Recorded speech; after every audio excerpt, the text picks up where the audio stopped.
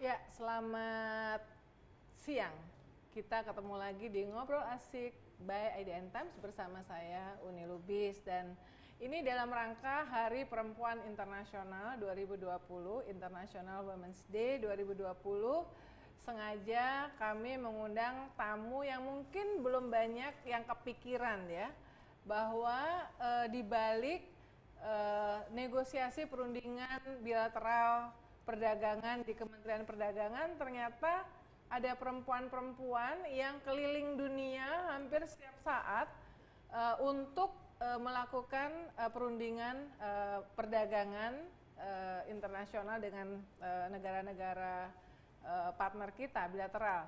Nah, kita sudah kedatangan Mbak Nimade Ayu Martini.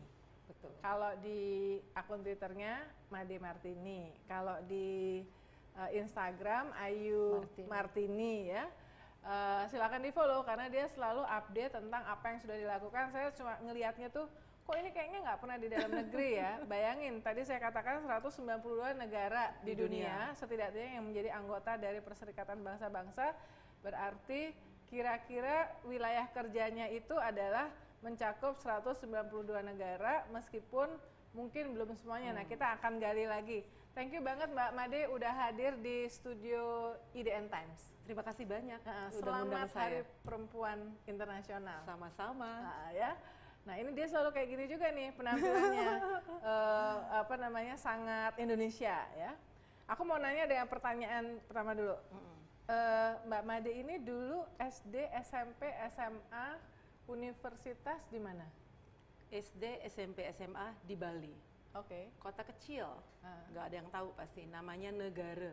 Oke, aku Bali tahu. Barat, tahu ya, Bali Barat. Jadi 3-4 jam lah dari airport. Oke. Kemudian sampai SMA ya. Habis itu saya pindah ke Jogja, UGM. Sekolahnya Hubungan Internasional. Oke. Kemudian S2-nya di Inggris, di London. Oke. Ngambil apa? Ngambilnya di London School of Economics. Ya? Oke, itu sekolah keren loh. LSI ya, harus tuh ke sana. Nah, terus masuknya ke Kemlu ya sebagai diplomat. Pertama kali masuk Kemlu ya, waktu dari Jogja, dari UGM apply, namanya juga anak HI, pengennya jadi diplomat, jadi dubes gitu nantinya. Terus apply lah ke sana dan keterima. Habis itu setahun training, habis itu saya apply untuk scholarship, dapat ke Inggris. Dapat yang LSI itu. Yang LSI itu. Terus gimana ceritanya kok bisa ke Kementerian Perdagangan sekarang? Nah, ini menarik sebetulnya. Saya harus saya seperti berutang budi lah dengan Ibu Mari Pangestu, yang juga sekarang temannya udah sekarang jadi MD di World Bank. Waktu itu pemerintah Indonesia mempropos atau mempropos beliau menjadi kandidat wakil Sekjen PBB.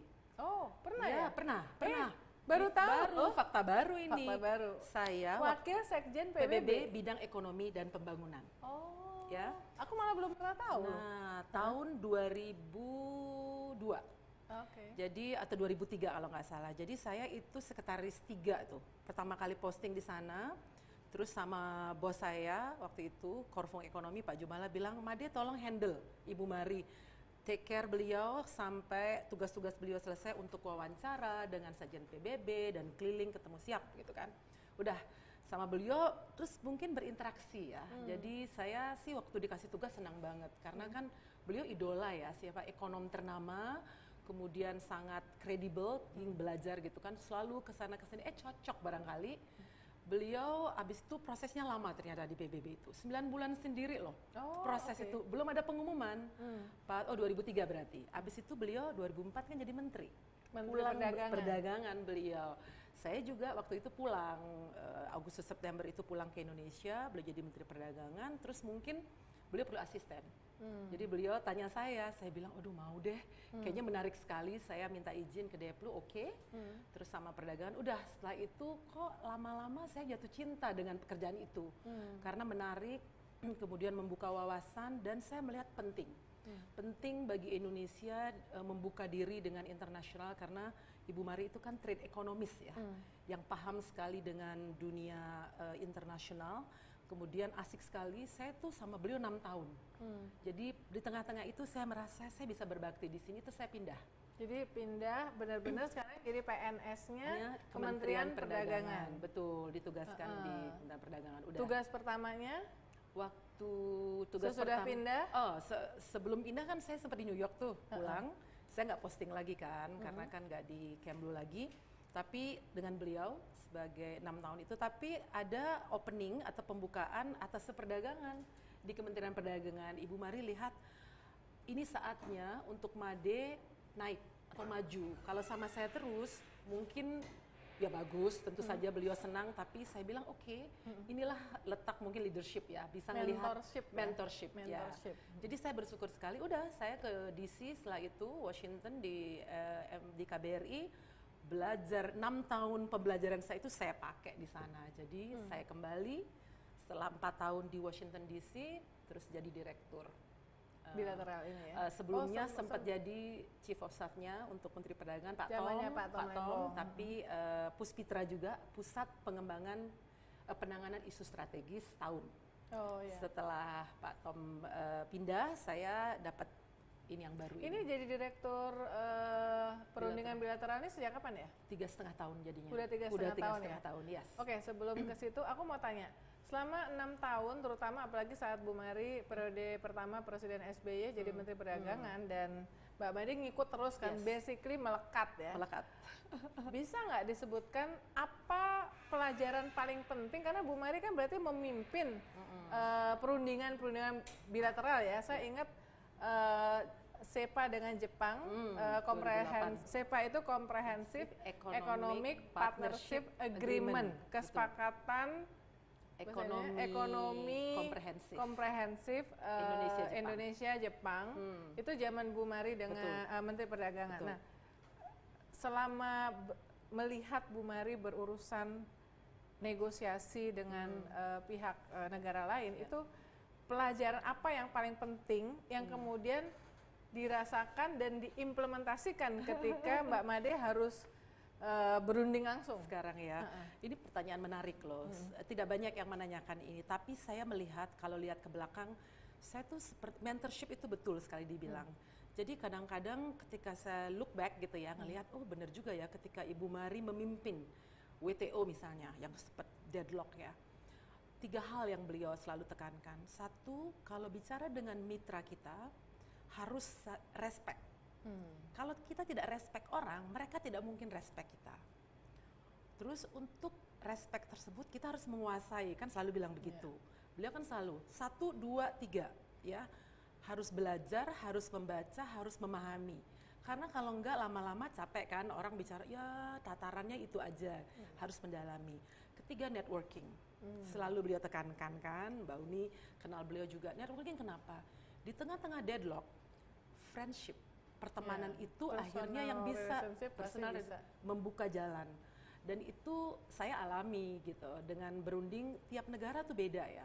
Saya mungkin sekarang 8 perundingan yang saya lakukan, setiap negara beda. Jadi ada, nggak bisa sama gitu semua, kita memakai pola yang sama, nggak. Yang ini oh ya, si A begini, bagaimana masuknya, itu dulu, itu harus diketahui. Dan menurut saya yang Bu Mari lakukan gitu, atau yang saya belajar dari beliau itu diterapkan sekali gitu. Saya mau menggarisbawahi soal mentorship karena kita lagi ngomong soal dalam rangka Hari Perempuan Internasional ya. Data World Economic Forum, Global Gender Index GAP tahun 2020 yang diluncurkan Januari lalu tahun ini. Itu Indonesia itu ada di posisi ke-85 dari 153 negara yang disurvei. Jadi kita di kawasan ASEAN itu di bawah Thailand, Filipina, dan of course Singapura. Kita sama kira-kira sama Vietnam dan Republik Dominika. Artinya banyak hal yang sudah kita, perempuan Indonesia sudah cukup maju, tetapi masih banyak pekerja rumah tangga kita. Dan salah satu faktor penting yang biasanya menghambat perempuan untuk naik ke level berikutnya itu adalah mentorship. The role of mentorship ya. Jadi beruntung bahwa punya mentor yang luar biasa ya. Nah, oke, kita sekarang ke pekerjaan ya. Ini kan yang lagi ditanganin itu ada 8, ya? Ya, 8 yang sudah selesai. Sudah selesai, termasuk dengan Australia, Ya. yang lama banget, Yes. yang saya tahu, nanti diceritain. Terus yang 8 lagi sedang dilakukan. Jadi ini yang 8 ini concluded, atau gimana? Yang kiri, ya yang 8 sudah selesai, yang 8 lagi sedang saat ongoing, ini, dan ada lagi yang nunggu nih. Oke. Inline 12 yang sedang nunggu nih untuk kita Nah, blooming. jadi yang udah concluded ini Indonesia Jepang, Indonesia Pakistan, Indonesia Palestina, Indonesia Chile, Indonesia EFTA ini apa ya? Eastern apa namanya ya? Eastern Free Trade Area ya. European Free Trade Area. Sorry. European. Jadi 4 negara di luar EU. Oh, dia punya grup tapi di sana Swiss, Norway, Liechtenstein, sama Iceland. 4 negara ya. Lalu yang paling kayaknya yang gede banget tuh Indonesia, Australia, kemudian Mozambik, kemudian Indonesia, Korea ya. Betul, baru selesai. Nah, dari yang 8 karena ini udah concluded, yang mana yang paling susah dan paling lama? Semoga mitra kita nggak denger ya. Tapi nggak apa-apa, karena saya bilang kan setiap perundingan itu beda ya. Memang terus terang yang paling tough gitulah bilang ya. Paling berat itu adalah Australia. Kenapa? Karena betul komprehensif. Jadi chapternya itu ada 15. Semuanya diatur. Dan basis dari perundingan ini adalah UNSATA. Jadi kita ASEAN tuh udah punya sebetulnya sama Australia, sama New Zealand, FTA gitu. Nah, udah ada yang sudah dikomit.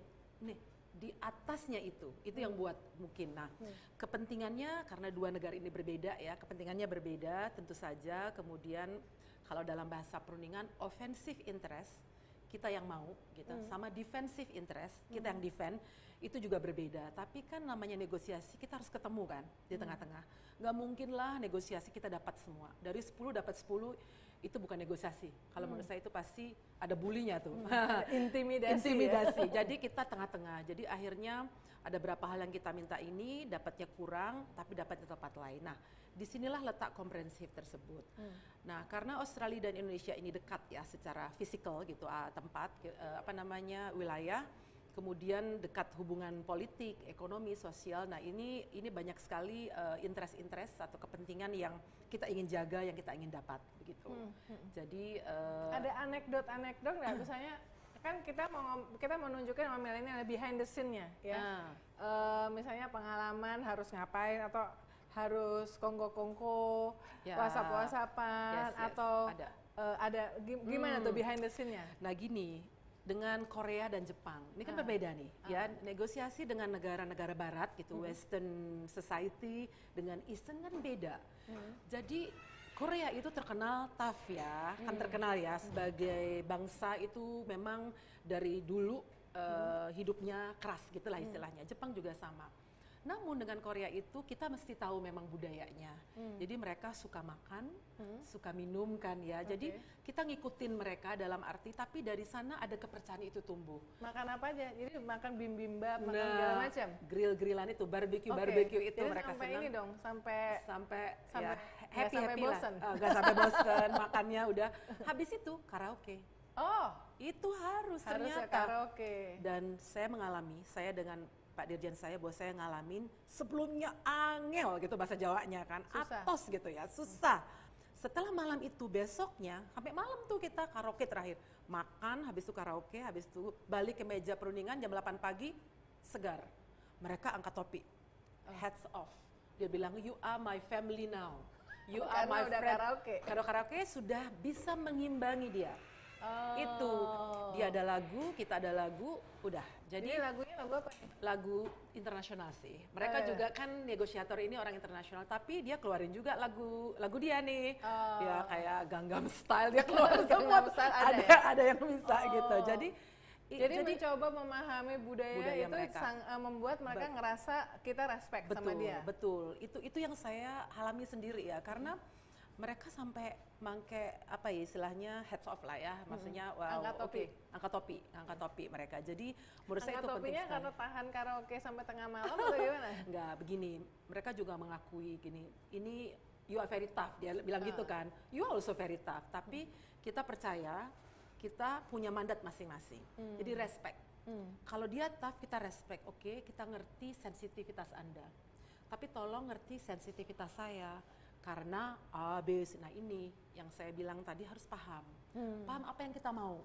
Kalau kita nggak paham apa yang kita mau, nah di sana sulit. Akhirnya kan kita nggak bisa mendefinisikan apa kita, seperti apa dan maunya apa. Nah dengan perundingan itu harus begitu. Setelah itu mereka akan, karena mereka kan sama, ngerti juga membawa nama negaranya, kita juga. Tapi bagaimana cari solusi di tengah-tengah. Kalau kita nggak bisa putusin, kita bawa pulang, konsultasi ke dalam, ke pimpinan kita, balik lagi, oke, jalan tengahnya ini, paketnya ini, biasanya ada paket tuh, penyelesaian. Dia akan mikir-mikir, oh untung nih, oh rugi tapi untung di sini. Nah, inilah seninya. Berapa perempuan yang terlibat dalam perundingan kayak gitu, dan misalnya dalam karaoke itu apa terus banyakan cowoknya? Ini menarik ini juga, another thing ya. Untuk negara-negara Asia, wanitanya jarang. Jadi pemimpin negosiasinya itu jarang, rata-rata laki-laki. Tapi di negara Barat variasi banyak gitu. Jadi dengan EU misalnya, dengan Australia pemimpinnya wanita. Kemudian itu, jadi saya sempat tuh raise, kenapa ya? Oh iya ya. Tapi ada seninya tuh. Ketika menghadapi kita dia ada menghargai mungkin ya. Apa ya, ada respectnya gitu di sana. Jadi dan dia mengakui kok Indonesia apa ya, cukup ini ya, terbuka, cukup kesempatan diberikan ya, tentu saja, tapi tidak semua ya. Ini gitu. Pakai acara selain karaoke, pakai acara misalnya harus apa, kalau mereka pas datang ke sini kan, seingat saya waktu Australia itu kan perundingan ada di Australia juga di Indonesia, betul, kan? Betul. Nah itu apakah juga sama pas di Indonesia juga personal approach? Culture approach juga dilakukan. Ya, betul sekali. Kita memang kalau berunding itu ganti-gantian, ya, di negara mitra sekali, habis itu negara kita. Kalau di Indonesia, culture, makanan tentu saja. Dan kami sering memilih daerah-daerah yang berbeda, karena Indonesia luas kan. Kita mau tunjukkan ini loh wajah Indonesia, dan mereka bisa lihat petani seperti apa, pedagang seperti apa. Level ekonominya, tingkat ekonominya seperti apa, sehingga mereka paham. Ada cerita menarik tentang Solo. Kita ajak ke Solo waktu itu EU-nya ya. Hotelnya bagus, tapi jauh letaknya. Dia bilang, wow, ini pertama kali loh saya pergi ke villages, kampung. Karena ngelewatin dari airport gitu ya, ngelewatin apa namanya, padi. Ini yang Australia? Enggak, ini dengan Eropa. Dengan Eropa. Okay. Kesana terus ngelihat, ya kita ajak ke batik, kemudian makanannya makanan Jawa, dan yang selalu kami terapkan oleh-olehnya itu biasanya kalau tergantung ya, mereka ngasih oleh-oleh, kopi, teh, dan hal-hal semacam itu yang bikin cair memang.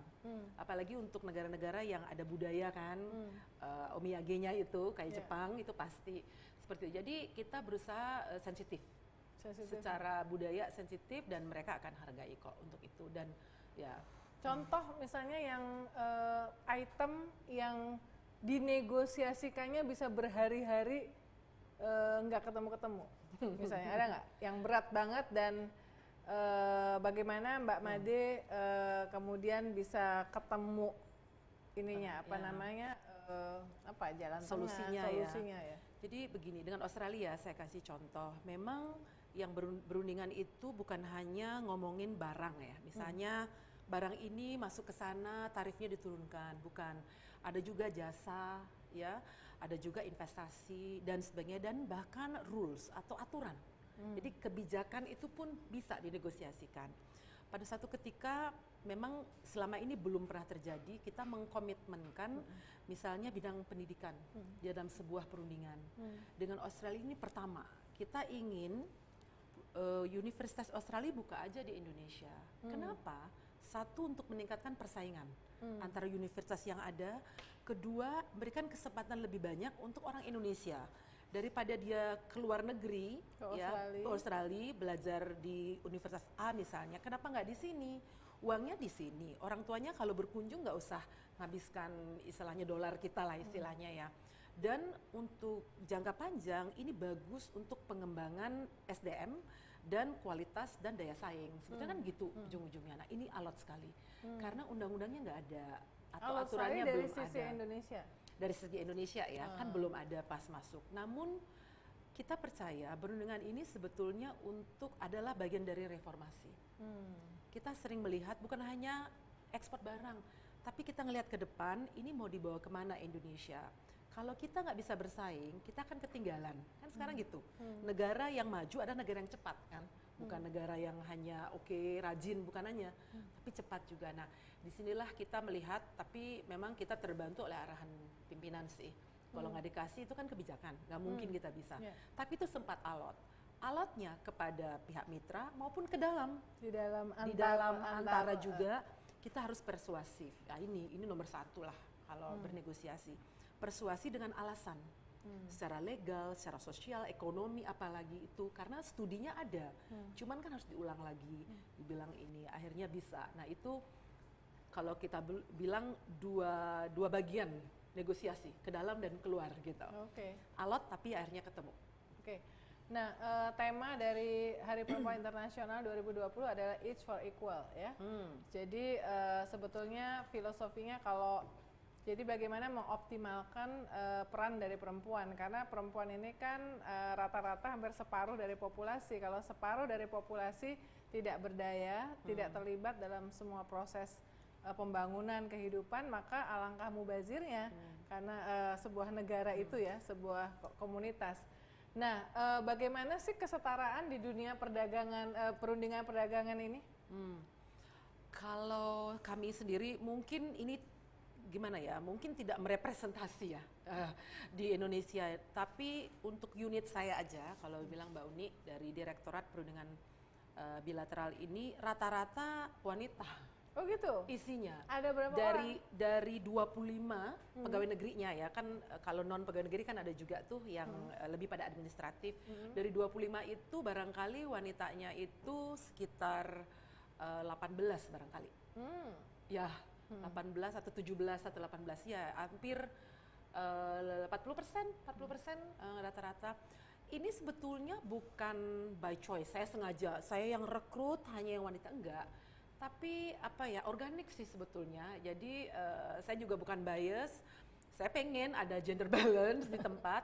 Tapi saya boleh bilang tim saya yang rata-rata muda loh, mungkin cocok nih milenial ya, sangat bisa diandalkan, sangat bertanggung jawab. Pendidikannya bagus. Nggak tidur berhari-hari nggak apa-apa?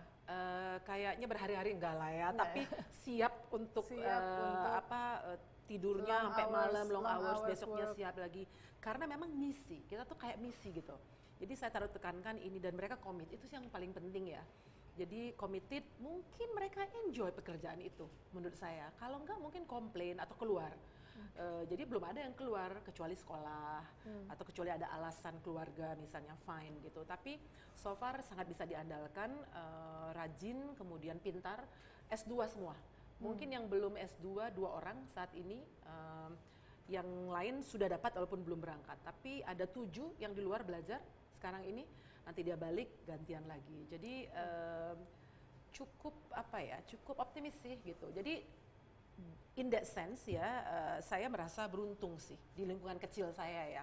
Tapi saya tahu ada banyak kesempatan yang tidak didapatkan sama seperti yang saya dapatkan atau tim saya dapatkan. Oke, nanti kita akan lanjut bicarakan itu. Kita jeda dulu dan tetaplah bersama Ngobrol Asik by IDN Times. Ya, kita kembali di Ngobrol Asik by IDN Times, masih bersama dengan Mbak Nimade Ayu Martini, Direktur Perundingan Bilateral di Kementerian Perdagangan. Tadi kita udah ngobrol behind the scene, kemudian gimana sih suka dukanya terlibat dalam perundingan perdagangan sampai harus ngikutin karaoke.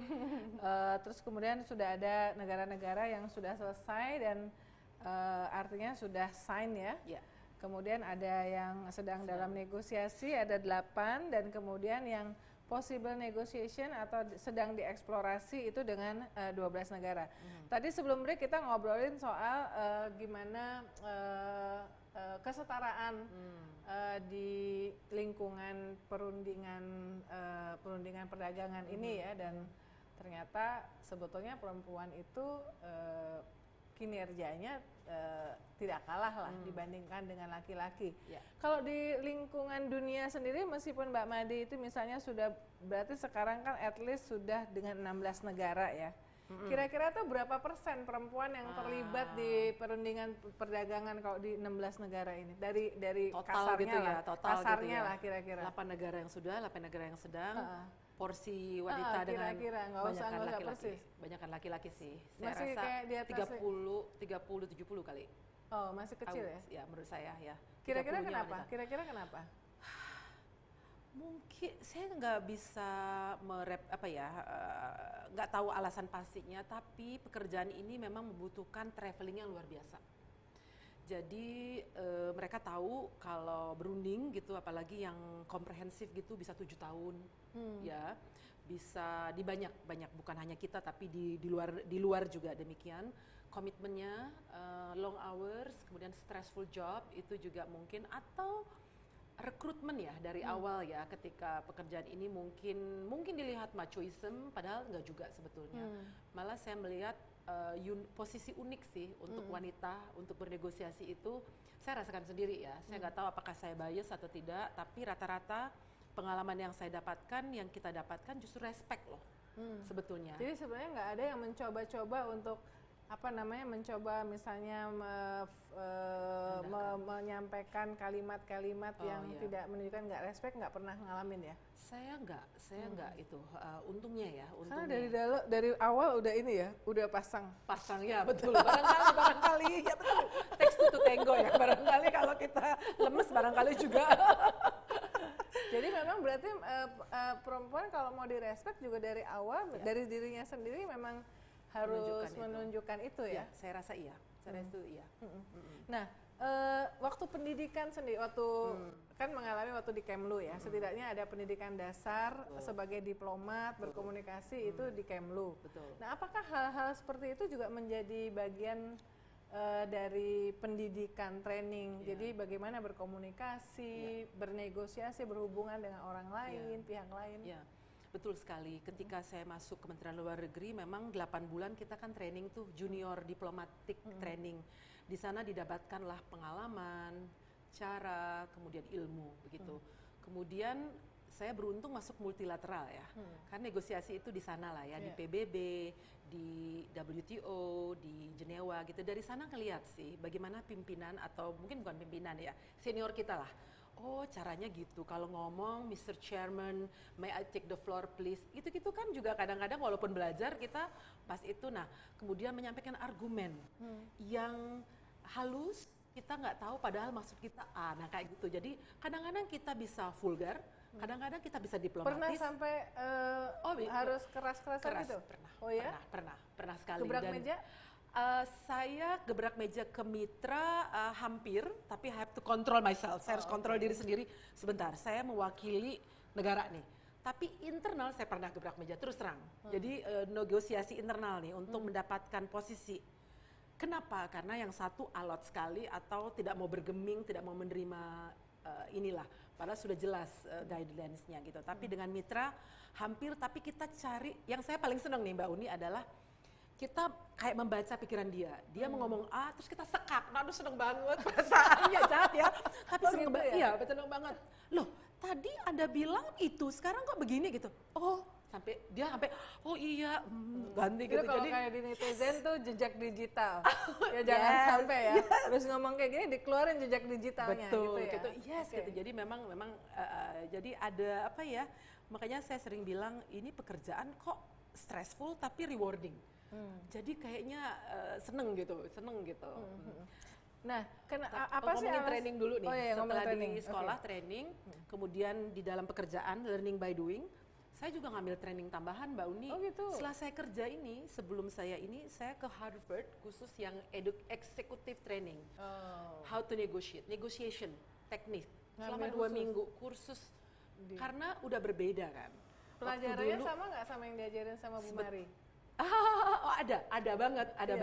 Tapi di sana ada model kita menjadi negara A misalnya dengan stereotyping negara tersebut. Saya nggak usah sebut nama A. Kita ini bagaimana menghadapi dia dan kita berakting sedemikian rupa yang angel itu atau sulit itu keluar. Jadi di sana juga ada trainingnya yang menurut saya sih training itu memang perlu ya pada jangka waktu tertentu untuk refreshing gitu. Jadi waktu itu 2 minggu itu saya nggak urusin kantor dong. Jadi ke sana tuh fresh, oh iya ya bener gitu. Jadi saya juga pengen lagi lah 5 tahun lagi barangkali training yang lain untuk equip diri kita. Nah, apa sih pertimbangan kita memilih negara ini kita dahulukan, karena tadi ada 192 plus observer ya, jadi 193. Jadi ini kan notabene baru 8 dan bakal 12. Nah, pertimbangan kenapa negara ini didahulukan untuk dieksplorasi itu apa? Ya. Ada beberapa pertimbangan dan setiap negara beda-beda ya. Satu, bisa saja leaders atau kepala negara atau pemerintahan ketemu. Dari sana ada komitmen. Oke, kita melakukan negosiasi misalnya, itu bisa. Kedua, berdasarkan kajian strategi negara ini strategis sekali secara ekonomi, secara politik gitu ya, secara pasar. Biasanya arahan dari Bapak Presiden waktu itu, lihat negara yang 40 juta dulu. Kita mesti punya penduduknya. Juta. Kenapa? Karena dia ada daya beli dong. Itu dilihat. Makanya Indonesia oleh semua negara di dunia kan potensial kan dianggap. Nah, kita kan nggak mau jadi pasar aja nih. Kita harus datang ke sana. Nah, jadi dari pimpinan kita ya menteri, presiden maupun menteri, kemudian kita adakan kajian. Ketiga, kita diundang juga bisa loh. Indonesia kita tertarik nih. Kenapa? Begini. Oke, kajian. Nah, kajian itu tidak boleh luput. Harus ada kajian karena kita tidak bisa mempertanggungjawabkan tanpa kajian. Karena kita ke DPR nantinya harus mengeluarkan itu. Keuntungannya apa, kerugiannya apa, kalau rugi caranya bagaimana gitu, dan overview atau cara pandang kita ke depan juga harus ada gitu. Jadi rata-rata seperti itu kita melihatnya gitu. Ada masukan juga dari Kadin, dari private sector.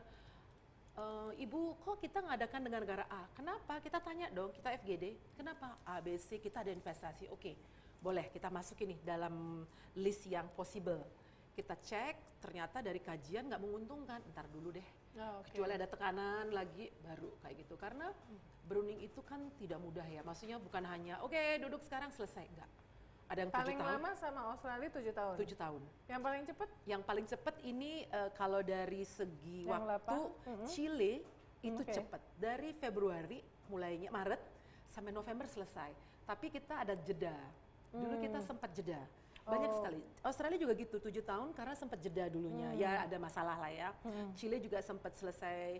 Kemudian Jepang juga. Tapi yang cepat ya Mozambik sih.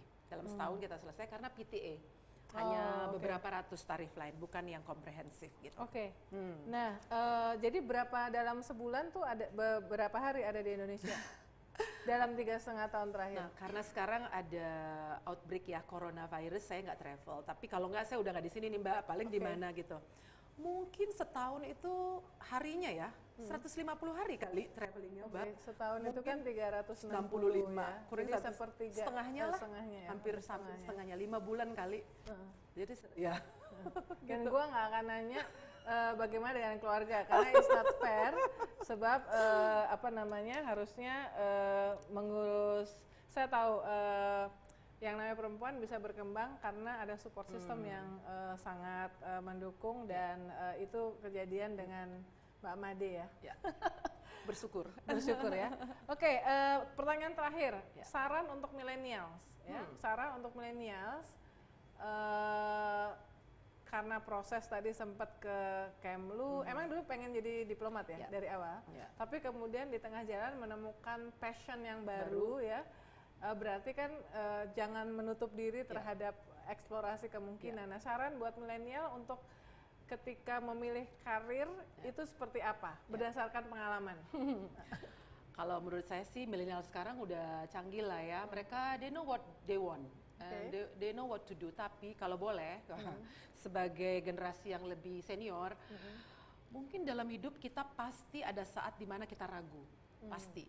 Saya aja waktu milih sekolah aja kita ragu, aduh mau ke UNUD, Jogja, tapi selalu yang penting gini, yang penting kita ada measurenya atau ukuran. Ada ukuran. Kalau sekolah di Bali akan begini, kalau cost and benefit gitu, kalau ini sini. Habis itu masih ragu, tentu tanya teman. Tapi tanya teman itu bukan 100% ya. Kadang-kadang kan ya banyak faktor, orang tua juga. Nah, tapi at the end of the day you have to ask your gut feeling kan. Because at the end of the day you are the one that will carry out your own faith or destiny gitu. Nah setelah itu be consistent gitu, be consistent dengan pilihan. Kalau saya sih percaya kalau kita passionate dengan apapun kerjaan apapun yang kita lakukan, sebetulnya kita bisa excel gitu ya, bisa menjadi berkinerja dengan baik gitu. Terus tidak ragu memilih pilihan seperti Mbak Uni bilang. Kadang-kadang, aduh kok kita pada saat mentok atau apa gitu, aduh berani nggak ya, berani jumping. Kalau udah konsisten, kemudian kredibel, belajar terus, saya rasa apapun kita akan happy dengan pilihan kita dan kita akan menjadi memberikan, kalau saya sih dalam lingkungan kita tuh memberikan value added lah ya, berikan nilai lebih terhadap lingkungan kita, itu aja. Dan keluarga. Kalau saya sih prinsipnya. Keep learning attitude itu penting ya. Ya. Apalagi kalau misalnya di tengah situasi yang dinamis seperti ini. Demikianlah teman-teman milenial ngobrol asik dengan Mbak Made Martini, Direktur Perundingan Bilateral Kementerian Perdagangan. Cerita di balik layar bagaimana sih perundingan-perundingan yang kita lakukan dengan berbagai negara. Ternyata memang personal approach itu penting, networking itu penting, pemahaman terhadap apa yang sedang dilakukan, termasuk memahami budaya dari partner negosiasi itu juga sangat penting. Sebetulnya at the end of the day itu kayak kalau kita berhubungan sesama sehari-hari ya, kalau kita lebih paham, itu pasti akan lebih gampang gitu ya. Betul sekali. Nah, kayak itu bertetangga juga. Iya, dalam rumah tangga juga ya. Iya. Nah, ini soalnya pada masih mungkin ada sebagian masih pacaran, negosiasi tuh. masih negosiasi. Dalam rumah tangga bernegosiasi, sama anak negosiasi loh. Oke, thank you Mbak Made udah ngobrol dalam rangka Hari Perempuan Internasional 2020 Each for Equal. Yes. Sampai ketemu di ngobrol asik berikutnya.